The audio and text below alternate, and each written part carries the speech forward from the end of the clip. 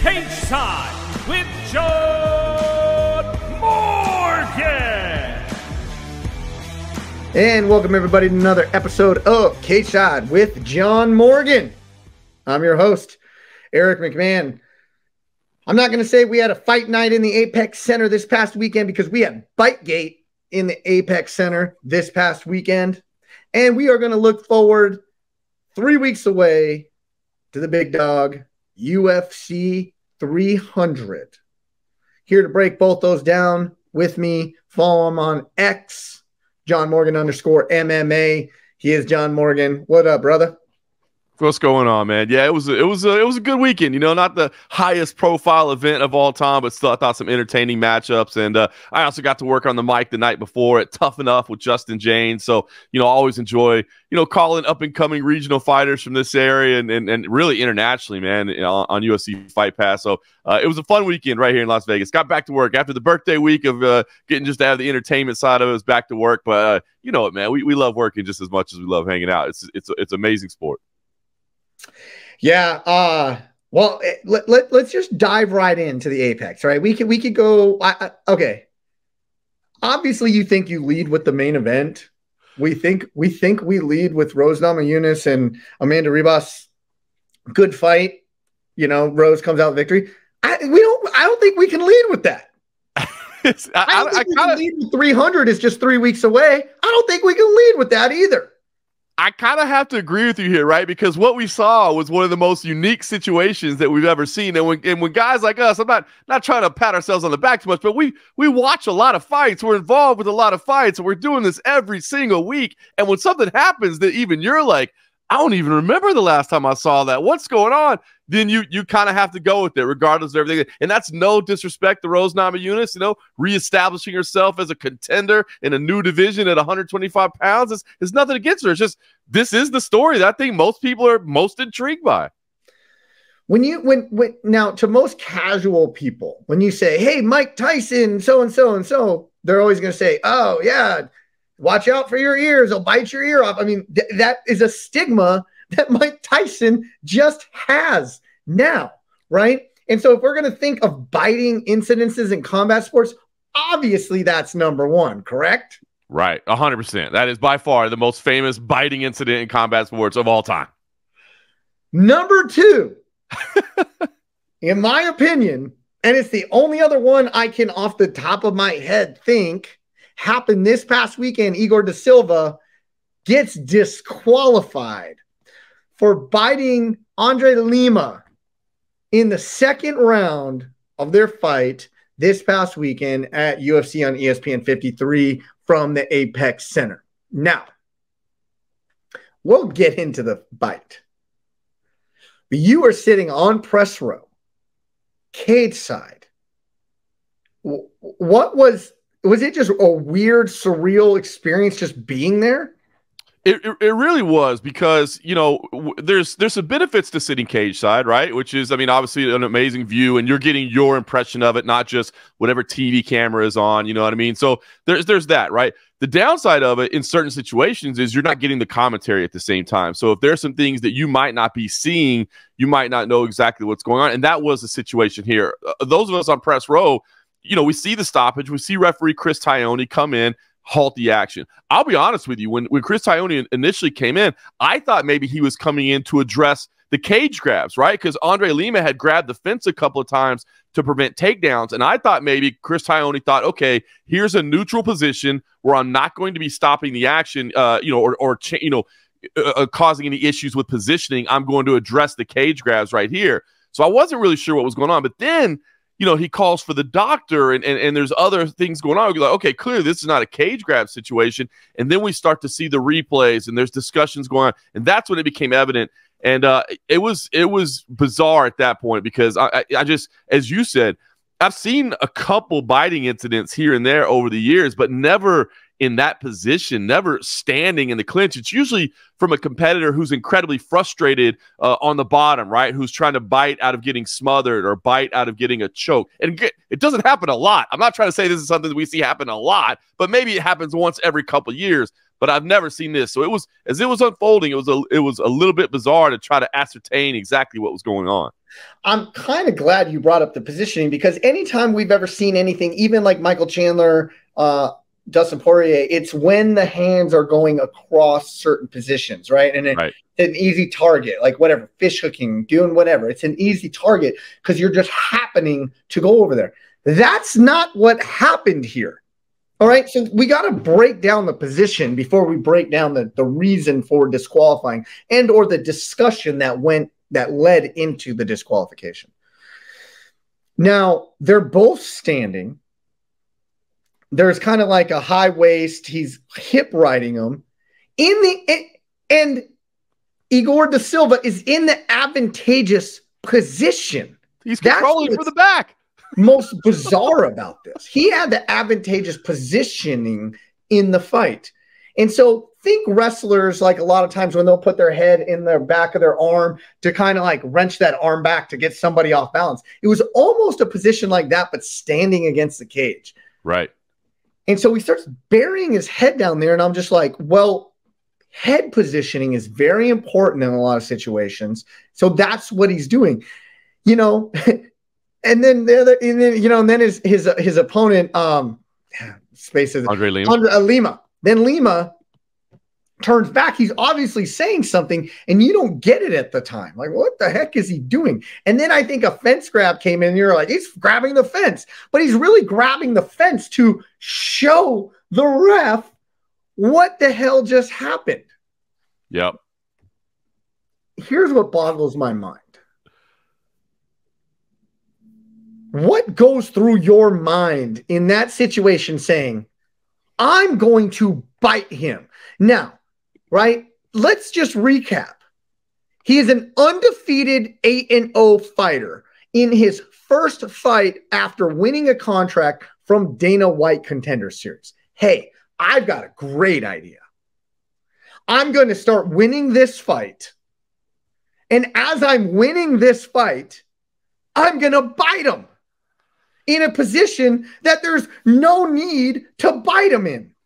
It's bizarre, because, I take little notes or whatever as I'm watching fights unfold. And my notes for this one, early on in the fight, I'm just like, man, these two boys can crack. I mean, these two guys can fight, talented, right? And they're young, 25 and 20 for Da Silva, I believe. And I'm just like, these guys are going to be in the division for a long time. So as you said, it was a competitive fight. It was unfolding. It wasn't like it was a situation where, Da Silva again was being smothered or was, frustration. Like, I don't understand what snapped in his head. And I haven't seen a statement from him yet because it doesn't make any sense whatsoever. But, the bite happens and I wasn't even sure when the disqualification was I was like, man, I don't know. That seems a little harsh. And then at that moment, that's when he showed his arm, right? Then Andre Lima lifted his arm and showed it, and you could see the bite mark and how nasty it was. And I'm just like, has to be a disqualification. And I don't understand.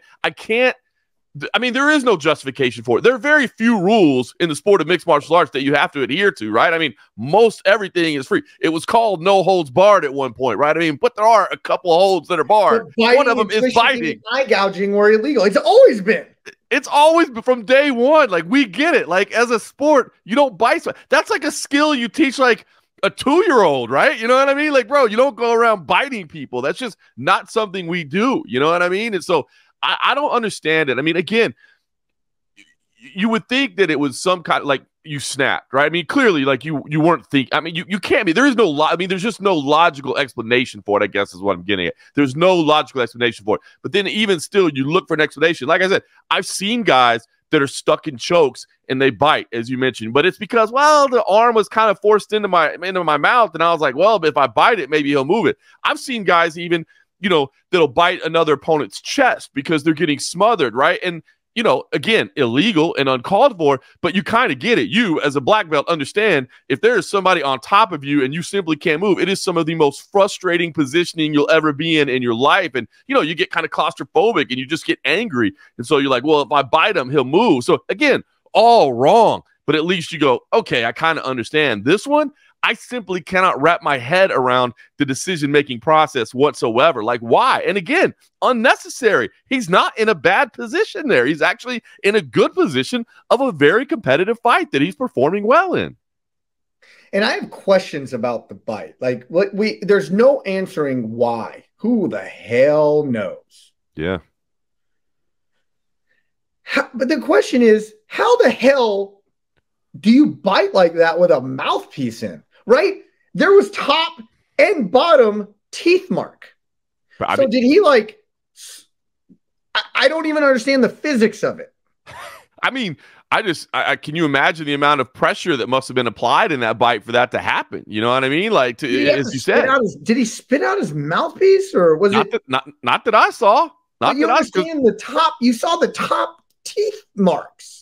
I mean, that's just, to me, I guess, how much pressure was being applied on the bite. The man's got some strong jaws. Definitely got some strong jaws. Okay. And I mean, it's bonkers to me that happened. So, you know, you had the commentary team, and they say, oh, bite this, that, and the other. They go out. Chris Tognoni talks to Executive Director Mullen, and this is like one of the pluses and cons of being hot mic'd. And I can tell you, being a referee, you're wearing a hot mic the whole time, right? Yep. A lot of the fans don't know we're mic'd up, okay? So when you need a real delicate conversation, you usually go like this, right? Let me get out there. Try to cover it up a little bit, right? Which isn't covering up a much, but it's like you just hear a in between words, right? Right.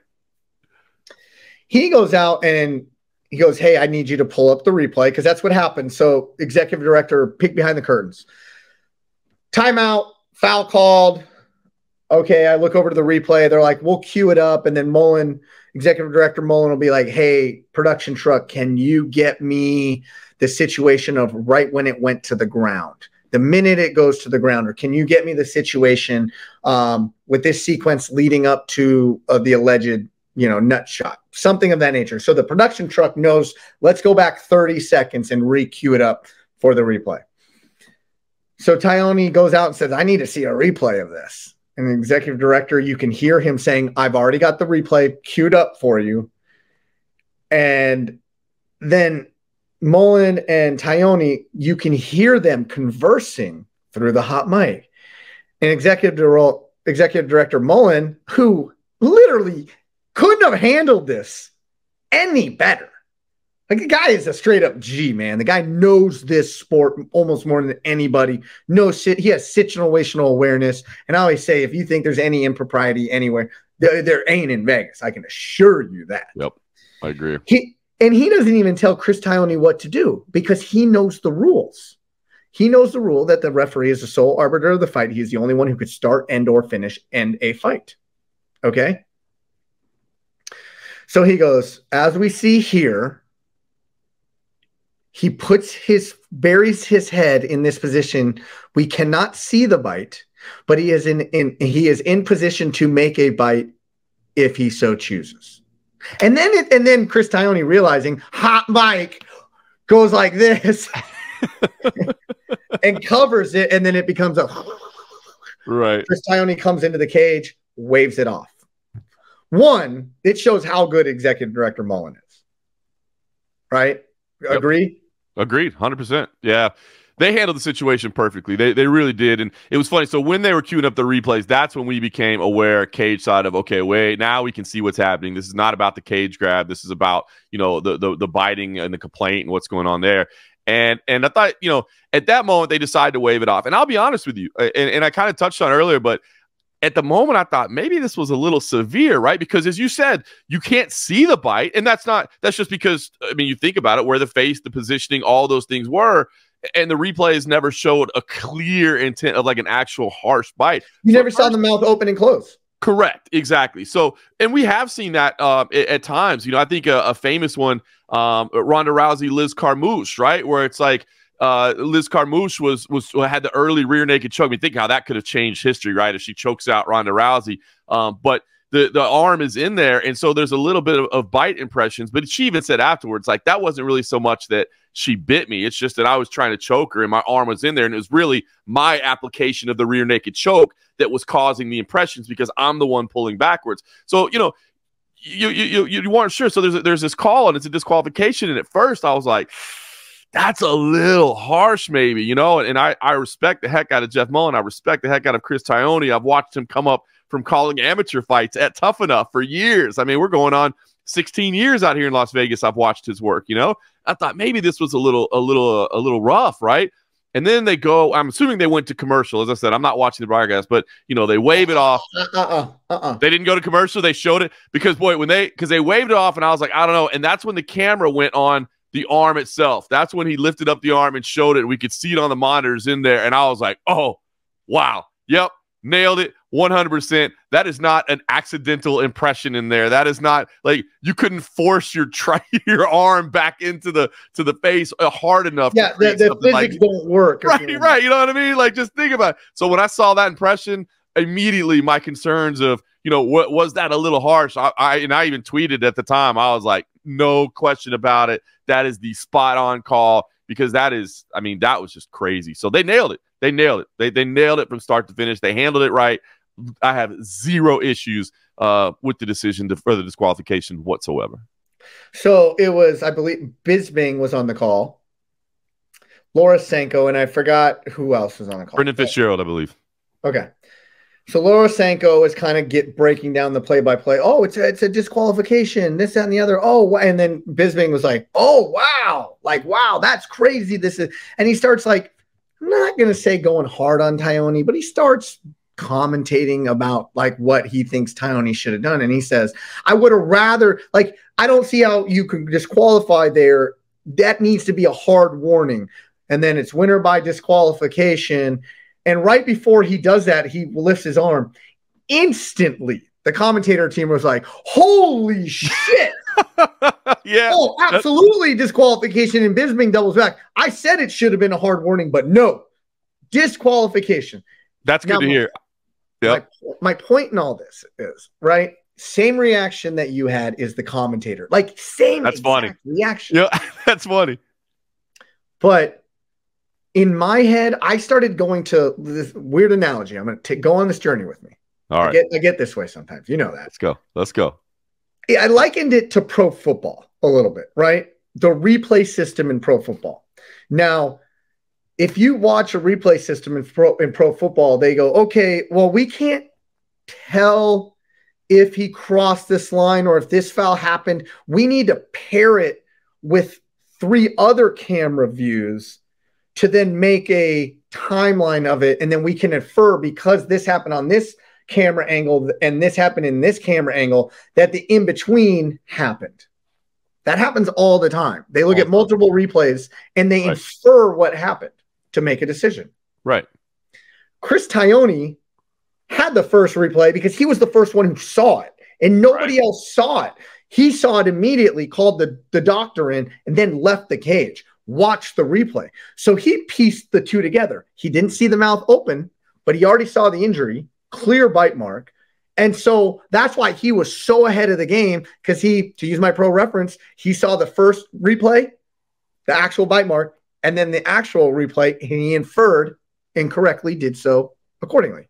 Yeah, I think that's spot on. And I think it's a reason sometimes that you have to kind of give the referee a little bit of a, you know, you have to know that their perspective is different on it and probably better than even any of the cameras get in there sometimes. I think you have to give them the benefit of the doubt in a lot of situations, right? I think, you know, I think a lot of it, like with like stoppages, you know what I mean? Obviously, you've been in there, you know, like, you know, okay, well, you watch on replay, you think the body language doesn't look like it should have been stopped. But guess what? I was in there. I was standing over this gentleman, and I saw his eyes roll back in his head and the glaze over. That's why I stopped it. You know what I mean? So it's like you have to give the benefit of the doubt, because Chris Tognoni was seeing something that nobody else was seeing. And as you said, I'm so glad that the announcers had the same reaction I did, because once you see that bite mark, you realize, oh, yeah, this absolutely has to be a disqualification. And again, because it goes back to the nature of the foul, right? You know, like, sometimes it's really difficult to decide what decision to make. Let's say it was like an illegal low blow, right? Are we going no contest? Or are we going disqualification, you know? And in that situation, sometimes it's kind of questionable, because you're like,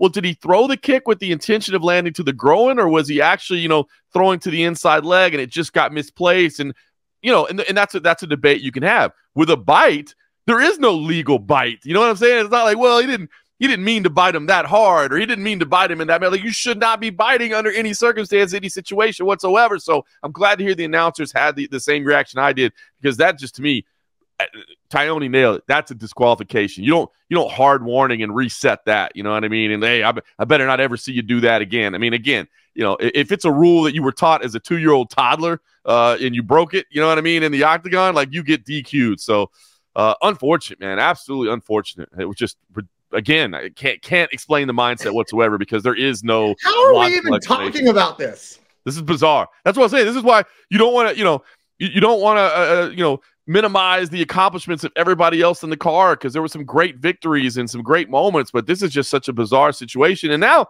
I'm kind of interested to see what happens, right? Because I was sitting next to Kevin Iole. Kevin Iole texted UFC CEO Dana White, got a statement from him that, hey, I can't believe the kid did this. Now he's cut.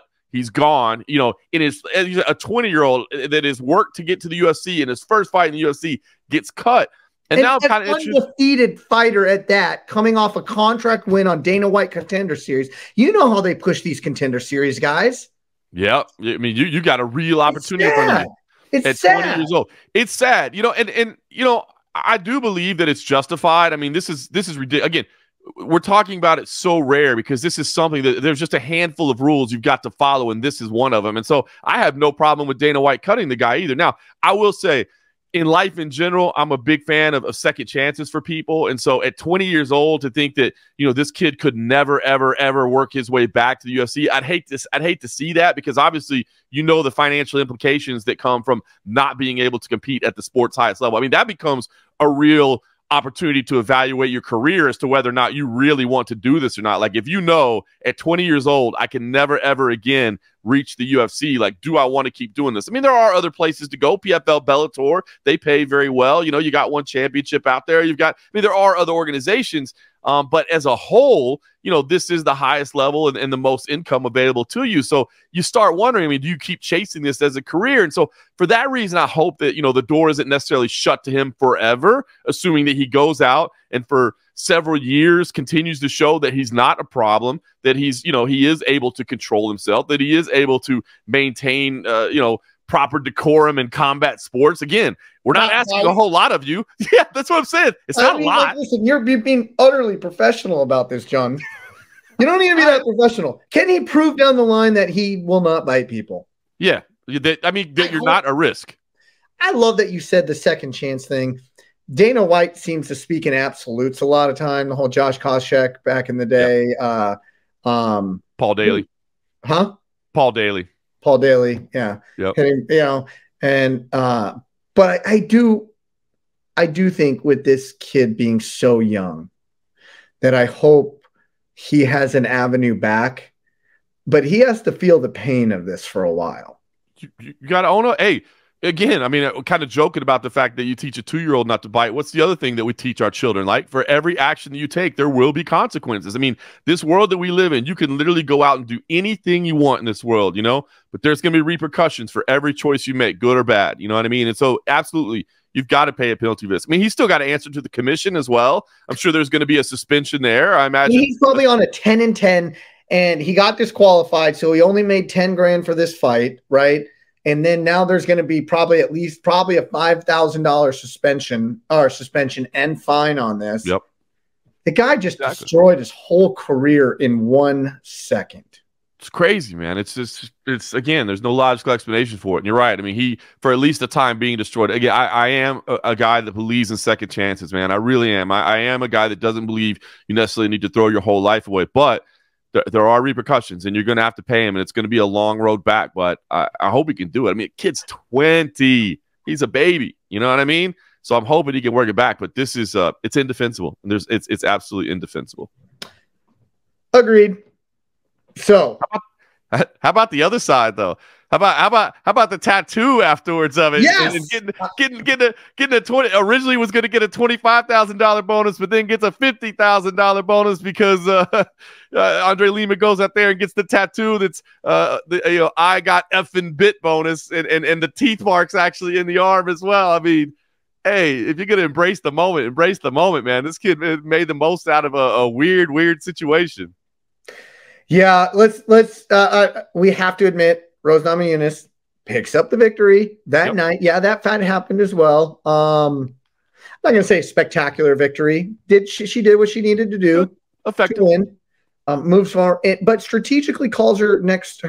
She strategically gives her path ahead. Most notably, saying that she wants the winner of Blanchfield and Fiore at UFC Atlantic City next weekend, which for all intents and purposes, either Macy Barber or the winner of this fight is the #1 contender, in my opinion, in that weight class.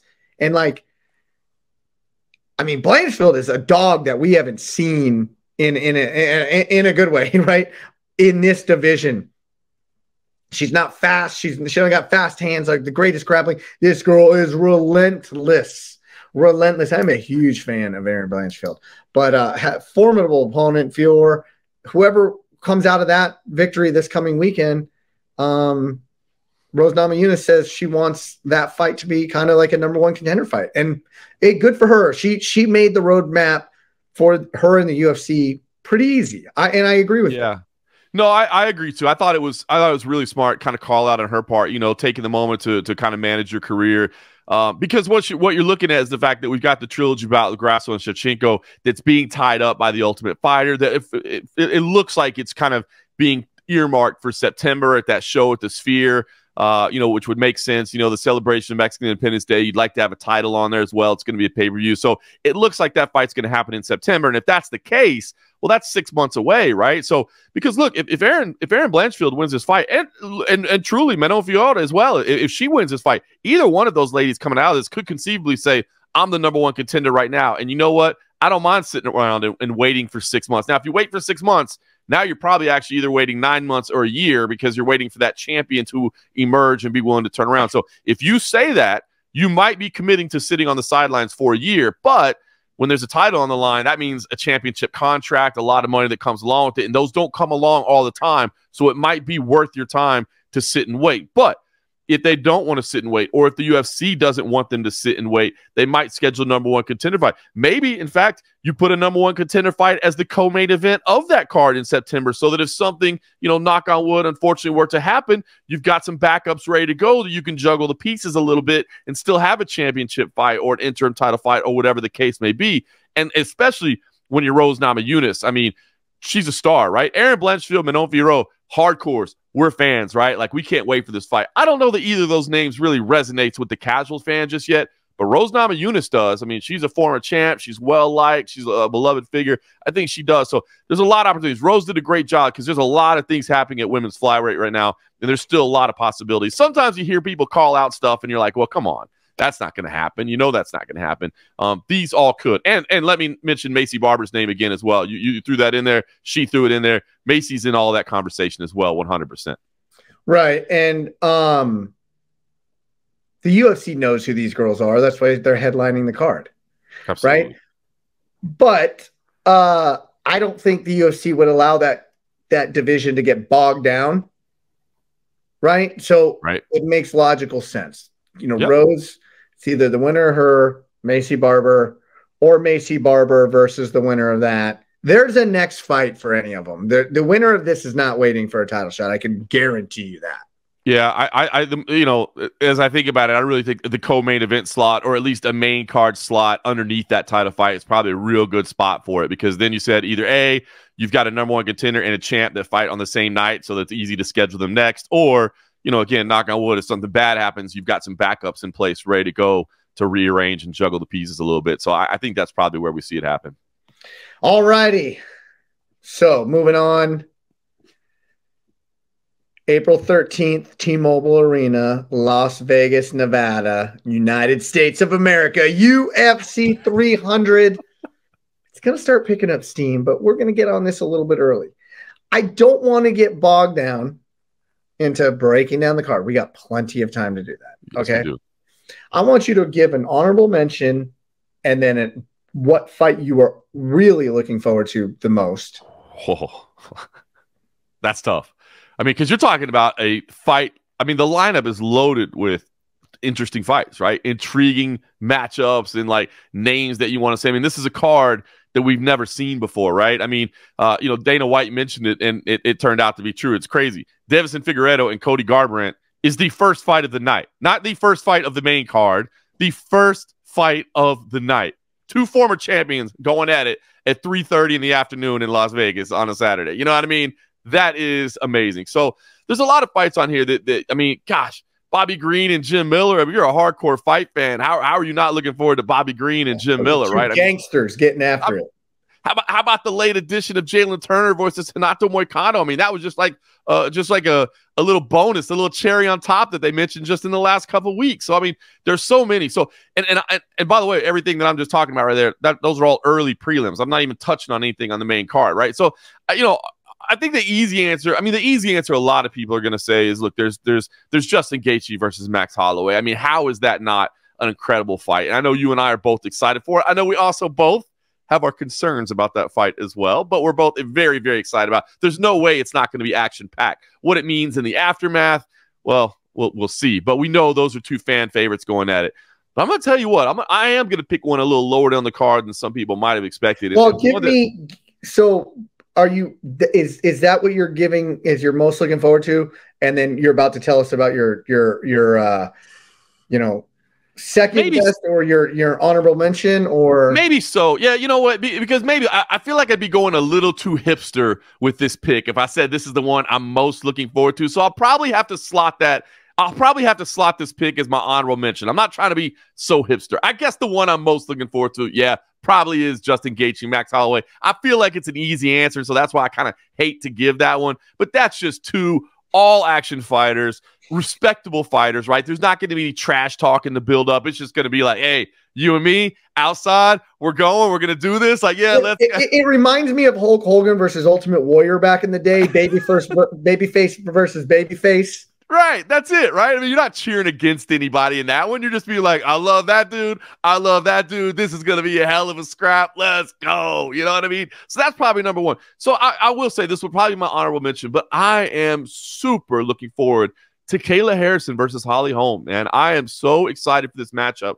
for a lot of reasons, and chiefly among them the fact that I'm a big Kayla Harrison fan. I have enjoyed what she has done in the PFL. I think she's a phenomenal fighter. I think she's a phenomenal human being as well. You go into her backstory, where she came from. You talk about her current family situation and all the things that she stands for and she represents and she fights for. Those are amazing. But just take that out of the equation and let's just talk about the fights itself. I mean, I think Kayla Harrison is legit as they get, and I've been excited for this opportunity, for her to come to the UFC for so long and to step in right away and to face Holly Holm, who we know, man, is as good as it gets, has faced a who's who, the best of the best, everybody in the sport. I mean, you talk about, a measuring stick right off the top. We're going to find out if all the belief that, a lot of people have had, including myself, in Kayla Harrison, if that was, warranted, because there's a lot of, she still has doubters, even at this point, right? They say, oh, Kayla Harrison, great. You're over there dominating competition in the PFL. Okay. What does that really mean? And oh, by the way, you lost as well. You finally came up short. So, are you really what everybody said you were? I think she is what everybody says she is. I mean, a two-time gold medalist in the Olympics, that doesn't happen by accident, by chance. You know what I mean? It's incredible, the dedication that she has. I've seen her work out at American Top Team. I know the respect that she has in the room because she is one of the hardest workers there. She's an absolute powerhouse. Looking leaner. Well, and looking lean, right? I mean, she's got to trim down. A lot of us were worried about that. How's she going to be impacted at 135? I imagine it'll actually be 136. I imagine she's going to use every last little ounce on her side that she can. But yeah, that's probably it. And like I said, I'm looking forward to that as much as anything on the card. That would probably be a little too hipster pick to say it was number one when you got Gaethje and Holloway up there. But I'm super intrigued by this fight. How about you? Truth be told, I'm most intrigued about the main event. I don't want to get too bogged into details other than the fact that it pisses me off that people aren't as excited about this as I am. It literally pisses me off, John, because these guys, they don't have and I really think it's Jamal Hill. He doesn't have the name value. You know, you're thinking, you know, light heavyweight champion or light heavyweight contender. You need like John Jones reign that division. So it'd be John Jones. And he's just an afterthought guy, came from the Contender Series. You know, he was Mr., you know, Apex was his home stadium, you know, so he didn't grow that name, but he is so damn good, right? He's really good. And that's why, and then Alex Pereira is just a cerebral assassin. I mean, he's an assassin. So I am so looking forward to that fight. I think it's got fireworks written all over it. It could be a banger for 5 rounds, or it could be over in the first minute of the first round, and I don't know which one it's going to be. So I love it, and I'm glad you say that as well. I do understand, because I'm the same way as you. This idea, this notion that people are looking at UFC 300 and be like, I'm a little bit underwhelmed by it. It's just not as big as I was expecting. It blows my mind. The lineup is amazing. I'm excited for it. But I will say I do understand a little bit of the lack of excitement around the light heavyweight belt, and I think it's not just because of these two individuals. It's just the fact that, as you said, John Jones, the dominant champion, and this belt keeps changing hands, right? And not necessarily even changing hands because of victories. You know, it's changing hands because of injuries, and not because. So I get like why people might look at it and be like, well, you know, I don't really know who's the rightful champion right now, and et cetera, et cetera. I mean, it's actually pretty crazy when you think about since John Jones gave up the belt, the last successful defense and the only successful defense of the light heavyweight title has been when Jan Blachowicz beat Israel Adesanya, who's actually a middleweight who was moving up. It is so I get that it's been like this hot potato of a belt, and so maybe you're not buying into a champion. But as you said, the matchup itself, the athletes, if you're saying maybe, you know, just the light heavyweight title doesn't resonate as a strong one for me right now, I get that. But the matchup itself, how can you not be excited? And again, when you look at the lineup as a whole, I mean, how do you not get excited for a card that literally has names on it that, I mean, you know the names all the way from fight number 1, and you're invested in them all the way from fight number 1. So I love it. So that's your number 1. You got an honorable mention as well? I got an honorable mention, and listen, I have yet to hear anybody talk about this fight, but I am jacked because I know how good one guy is, and we are going to find out if this other guy is a contender or a pretender. And the fight I am talking about, Sodiq Yusuff versus Diego Lopez. And what I'm telling you is Diego Lopez is a babyface. People are falling in love with this kid, right? He's got all the tools in his toolbox, but he's going, you know, but we forget how good Sodiq Yusuff is. He comes off a loss from Edson Barbosa, I believe, his last loss well over a year and change ago, okay?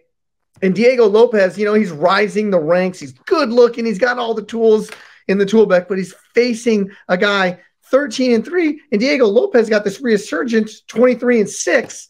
That fight is going to be the sleeper of the entire card, in my opinion. That's a phenomenal matchup, man. That's a great one. I love that fight as well. I love the fact, because you know what? As I was looking at the card, I thought, you know which one I think he's going to go with. And because I know it's one that speaks to both of us, Charles Oliveira versus Arman Tsarukyan, right? I mean, that one's, you know, think about that. We just picked 4 fights between the two of us, and we didn't even mention that one. And I know for a fact, without even speaking to you, that you and I are both incredibly excited about that matchup. And I'll tell you what's funny, because again, it's a few weeks away. I hadn't really started to take a look at the odds yet and that sort of thing, but I just happened to be scrolling down UFC.com to look at the lineup. They do have the odds posted for that one. And Tsarukyan is a -205 favorite, which, I mean, that I find stunning, not because I'm not saying it's warranted in how good that guy is, but just, you know, sometimes I get excited or surprised almost to see a line reflect what I truly believe about a guy and how good they are, when I think it might be a guy that people don't recognize the name yet, or don't recognize. Like Charles Oliveira is a guy that's been fighting in the UFC for a decade, has become an absolute fan favorite with his style. You know what I mean? We all know that the champ has a name, you know what I mean? And it's Charles Bronx Oliveira. But to see the betting public and to see the odds makers giving Tsarukyan that type of respect, I'm fired up for that matchup as well. And I mean, look, I'm even fired up for Bo Nickel versus Cody Brundage, and I saw a lot of people that are like, "Why is this on the main card?" etc. But you know why they're grooming him to be a superstar. Get on board. You know why it's on the main card. Bo Nickel, man, is that guy. So people are excited for him. And I love, by the way, Cody Brundage, I thought, had the most amazing thing. When they announced this main card and people immediately started rebelling against it and being like, why is this on the main card? This is ridiculous. Cody Brundage just had a tweet that said, y'all MFers know I just work here, right? Because he was getting tagged and all this, and people that were like pissed off at him. And he's like, I didn't do nothing, man. I just work. They just give me the lineup, man. Don't come chatting at me. So yeah, I mean, look, it's funny. We got a couple weeks to talk about it. I mean, you could literally spend time breaking down every fight on this card, and that's the reason why I don't get. I mean, look, I get it. Oh, it's 300. You know, I heard people talking about, hey, you know, do you think they can get Brock? Do you think they can get Ronda? Do you think they can get Habib? I mean, people were just talking about all this, like, no, that's never going to happen. I know this isn't you know, WrestleMania, right? Where you can go, yeah, the dude's 58 years old, but he's super popular, so let's use him. You know what I mean? Like, you can't do that here. That was never going to happen. And this lineup is great. I want to throw something out to you. Yeah. Just how absurd great this card really is. I'm going to read you something, and then I'm going to tag on, let's just say, let's just say, I'm just going to tag on the co-main event, which is Zhang Wei Li versus, I don't want to pronounce her name because I always screw it up. Yan. Did I get that right? Pretty good. That was pretty good. I think you nailed it. Okay. So let's say Yan Xiaonan and Wei Li are headlining the card, and it's a pay-per-view, right? So they're headlining the pay-per-view. And then I read off, but hey, the main card's got Davison Figueiredo versus Cody Garbrandt, Bobby Green versus Jim Miller, Andrade versus Rodriguez, and Jalen Turner versus Moicano. Would you buy that card? I see what you did there, my friend, and I would buy that card in a heartbeat. That's the damn early prelims. I see what you did there. Get out of here. I see what you did there. And you were spot on. You're like, that's a good looking pay-per-view. You know what I mean? Like, I'm excited for this Saturday night. We got some matchups I can sink my teeth into. Let's go. That's the early prelims. Like, you could only catch that on ESPN Plus. That ain't even crazy on ESPN yet. You only have to get it on the streaming service. That's amazing, man. That's amazing. I mean, that's number 10 versus number 13 and Turner versus Moicano. Number 5 versus number 6 and Andrade and Rodriguez. Legends in Bobby Green and Jim Miller, who is a future UFC Hall of Famer, no question about it. The former champs, Figueiredo and Garbrandt going at it. I mean, hell yeah, that's a lineup. And that's early. Worst case scenario. Let's just take the women's title off of there, right? And let's say we're going to headline it by Saryukin and Oliveira. You are definitely buying that pay-per-view. I'm buying that. Like, hey, here's what happened, guys. We've had a weird situation pop up, but we got an interim lightweight title on the line. Charles Oliveira, Arman Saryukin going for the lightweight belt. Rounding that out, we got Turner versus Moicano in the co-main event. We got Andrade Rodriguez in the feature fight, Green and Miller, and we're kicking off the pay-per-view with Figueiredo versus Garbrandt. I'm like, sounds like a hell of a night. Let's go. I'm in. You're spot on, man. That's hilarious. I would have never thought about it that way, but you're spot on. Oh, you know what?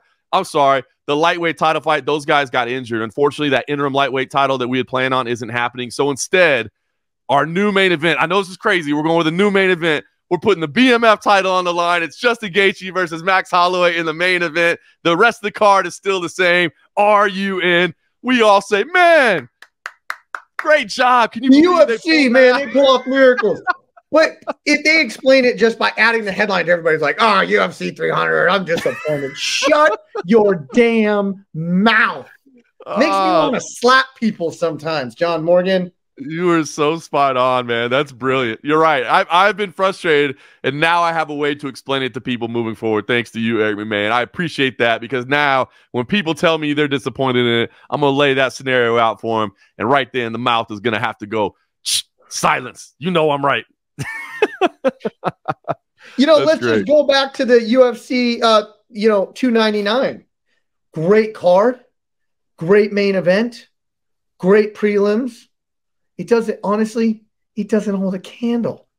It doesn't hold a candle. Nah. Let's go to Anaheim. Great card, great main event, It doesn't hold a candle. But just because there was a cloud hanging over the main event, people are going to lambast the UFC 300. And I'm not standing for it anymore, John Morgan. I'm not standing for it. I'm going to use the next 3 weeks, this platform, to start calling people stupid. Hey, I'm with you. I support you in that effort, man. I'm with you wholeheartedly. And it's funny. I mean, we're talking about that lineup, and then you and I were talking about Holm versus Harrison and Yusuf versus Lopez as fights that we're super excited for. You know what I mean? Like this lineup is just fantastic. I literally cannot wait for it, man. I'm super excited about it. We got and it's gonna be a great week for me, man. By the way, that week, the night before, I'll be in Atlantic City for CFFC 131, which we'll talk about that later. But I mean, it's a loaded lineup as well. It's one of the best cards CFFC. Fly out that night. Don't even screw with travel the next morning. I'm telling you, bro. We're going. I'm going, bro. We're making it quick, man. As soon as we get done, we're leaving the building, going straight to the airport, and we're heading straight home. So it's gonna be fun. That's gonna be a great weekend for me. I cannot wait. Awesome, man. So what do you got going on this weekend?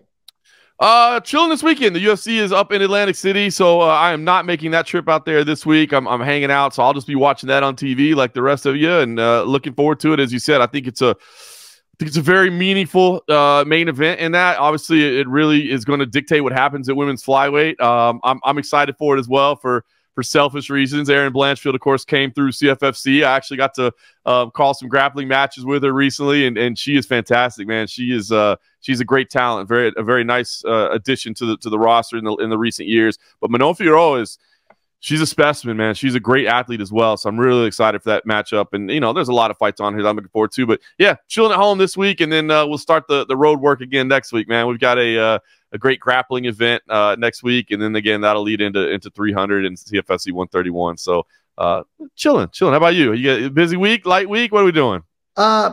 Busy week, and then I get to top it off with being the third man in the cage this weekend. So that's going to be nice. I'm going to be Tupelo, Mississippi. Ever heard of Tupelo, Mississippi? Of course, absolutely. Famous town. Birthplace of Elvis Presley. Yes, but there's a really, really, really good regional promotion that works the Mississippi area called Summit Fighting Championship. You ever heard of that promotion, Summit Fighting Championship? They've been a real nice contributor in that area to kind of developing talent over the years. Yeah, so Big Tuna Ben Parrish came out of there. Jaleel the Realist Willis came out of there. Yep. There's been a number of other guys. Danny Barlow started out of there. He fought amateur through there. So there's a big pro-am show. I am going to be the lead official on there down in Tupelo, Mississippi, Saturday night. Get your tickets now. If they're not sold out already, I don't know. I don't work. You could go to see the fights. You could, but I'm recommending you buy tickets so you can go see UFC referee Eric McMahon in action, up close and personal. Not often do you get to see a high-level mixed martial arts referee such as Eric McMahon in your neighborhood for such a reasonable price. You know what I mean? Again, and there'll be some fights as well, and maybe you end up liking those, but you're really there to watch Eric McMahon is what it's all about. And it's Mississippi. There'll probably be fights in the crowd too. We're in Mississippi. There might be. I just love being in the cage. It's a pro-am card. I try not to ref as much in the immediate area just because of conflicts, but I'm so far only trained at 5:30 in the morning in my jiu-jitsu. I've actually even conflicted out of my own gym at this point. You don't even have any conflicts of interest anymore. Zero. So man, I'm excited. I just always love being the third man in the cage. And there's something about watching humans punch each other in the face inches away from the action. It's just really fun. It's the best sport in the world, man. It's the best sport in the world. I love it. I love that we get to be a part of it, man. All righty. Bitegate happened this weekend. We dove into that. Go back, check it out. And we're looking forward to UFC 300. We gave our best fight of the night and our honorable mention, our sleeper fights.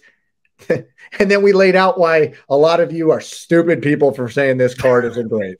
All right. Now, not you people, because you're watching it. You're a smart, informed listener, but those dumb people, let's say that.